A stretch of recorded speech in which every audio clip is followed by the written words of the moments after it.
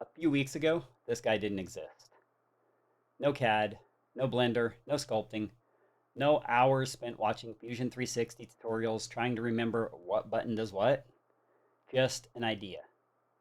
And today I'm going to show you exactly how I went from that idea to a real 3D printed model using Tripo AI.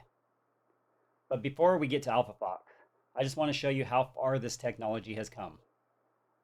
Let's start with some simple objects based on the World Cup, since it is that time of year. Exterminate!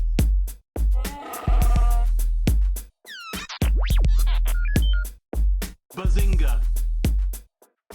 All right, guys, so let's just jump right here onto the Tripo webpage, and we're just going to go over this real quick. And they have two different setups here. One is for the high detail model, and one is the smart topology mesh. And this is more for video games or video, and this is for 3D printing, visual arts, and stuff like that. It's pretty cool. This is the one we're going to use today. And then right here on the website, you can see a lot of the featured models. And there's a whole bunch of them you can take a look at. They load for days. But we're going to jump right into creating something cool. So we're going to start here on the image generator. So we want to start with an image, and we just want to start with a simple prompt. All right, so we're just going to say, let's create a soccer ball, being that it is World Cup time, and let's generate that. And I know we're not giving it anything hard yet, but let's take a look at this.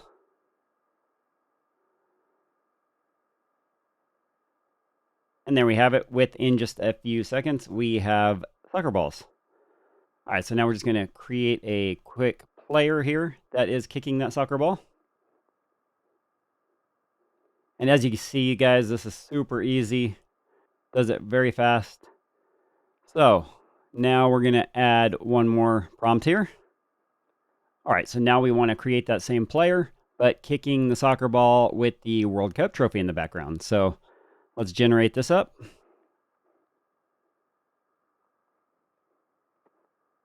All right, guys. So there we have it. We have our quick little soccer player here kicking a ball. World Cup back there in the background. Looks amazing. And this is how easy it is just to generate and make quick models. So let's just take this one here. And now we're going to click on Generate 3D. So this will take us now to the model. So we are here using version 3.1, the brand new model that is their highest quality. You have 3.0 and 2.5. All right, so as you can see right here, we're just leaving everything pretty much default. We're not going to try the 8K yet. So let's go with the 4K. And we're going to leave everything here as it is, and let's generate. And while it's generating, I will speed this up a bit, but I'll let you know exactly how long it took. And while this is generating, I just wanted to let you know there is a link down below that will get you an extra 500 credits. Just use that link. All right, guys, so let's take a look at it. And obviously, this is not the best edition for 3D printing. And I don't know what's going on here. It looks like it picked up the lighting in the picture back here. So yeah, that's what happened. You can see the lighting. And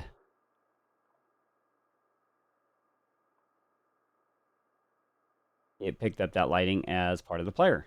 So we can either try to regenerate this one, or we can go over and give it a better prompt and get what we're really looking for. So let's go back to our image generator. Let's give it our prompt. No suspended element, same thing, pretty much the same thing, just a lot more detail.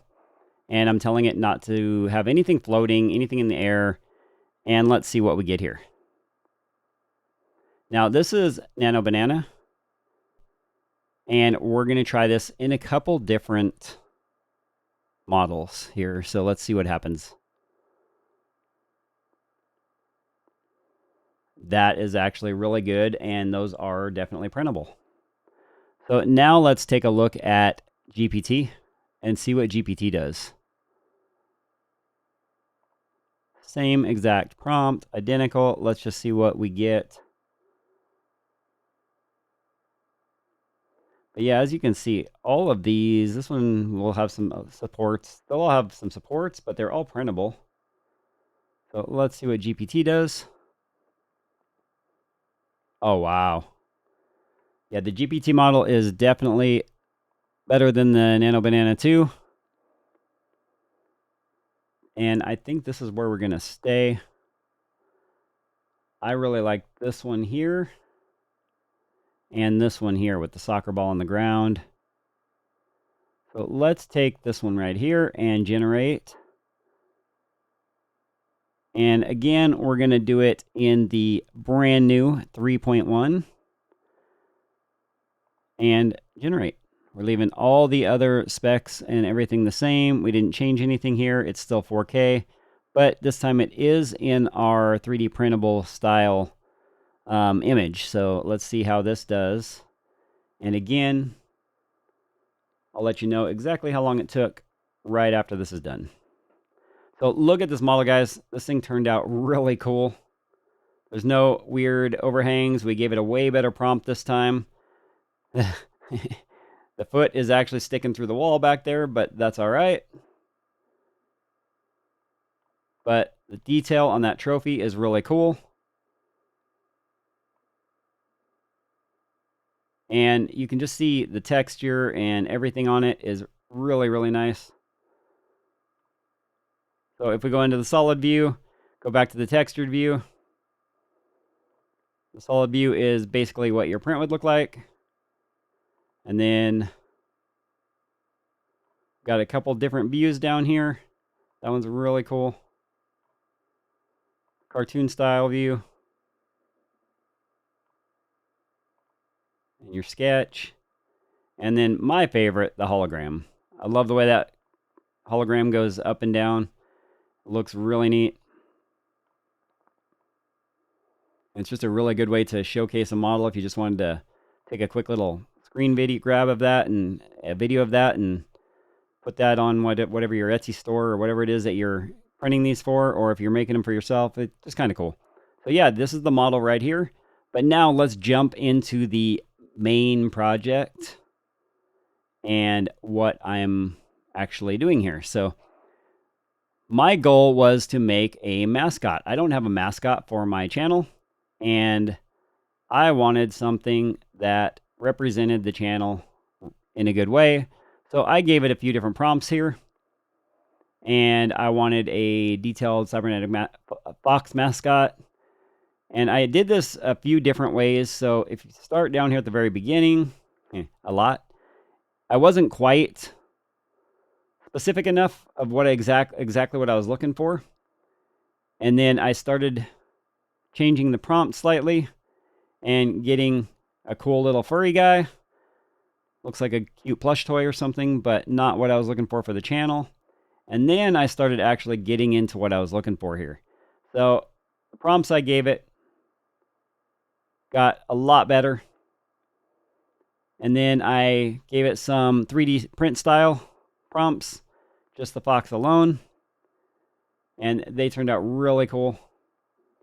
But ultimately, I ended up going with this guy. And it turned out really cool, amazing. When I hit the 3D generate, we're going to actually generate the HD model. And we're going to leave everything again the same. We're going to use that brand new 3.1 down here. And we're going to generate it. And you can already see what I've done over here with it. But we're going to do this guy again because we can.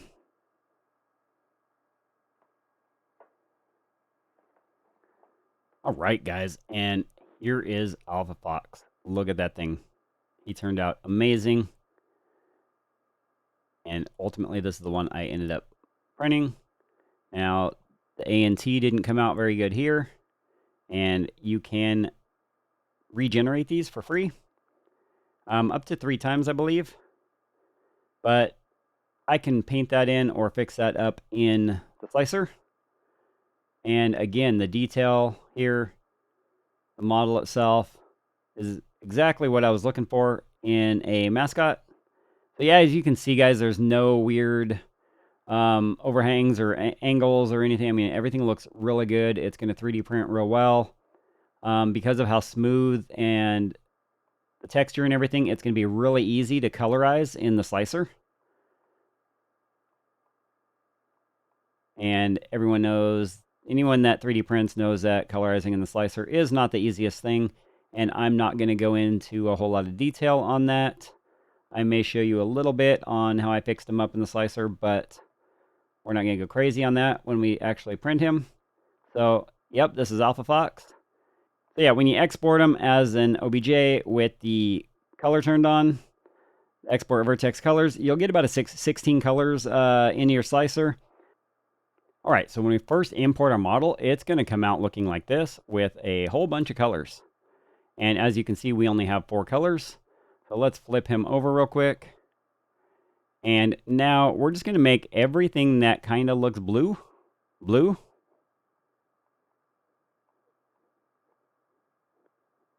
Anything that looks black, we'll make black. And everything else we'll make gray. All right, everything in here should be a 1, 2, 3, or 4. And we're going to hit OK. And yes, we're going to convert it to millimeters. And this guy's tiny, so let's first grow him up a bit. All right. And then let's stand him up. And there we have it. So a little bit of touch up is going to be needed on the coloring, which is to be expected. All right, guys. So when I was all done finishing up, this is what he turned out to be. And it took quite a while to get it all dialed in and colorized and printed. But you can see he turned out really cool. I ended up doing the eyes black around the ears. Looked really good. So yeah, this is it. And now you see him here in front of me. This is AlphaFox. And he will now be a permanent part of the channel. And there he is, guys. From idea to Tripo AI to AlphaFox. Done on the Creator 5 using JO filaments. And you can see how well he turned out. The coloring turned out pretty good. And this is just the beginning, guys. Tripo AI is an amazing tool. And right now, the link below. I'll see you guys in the next one. God bless.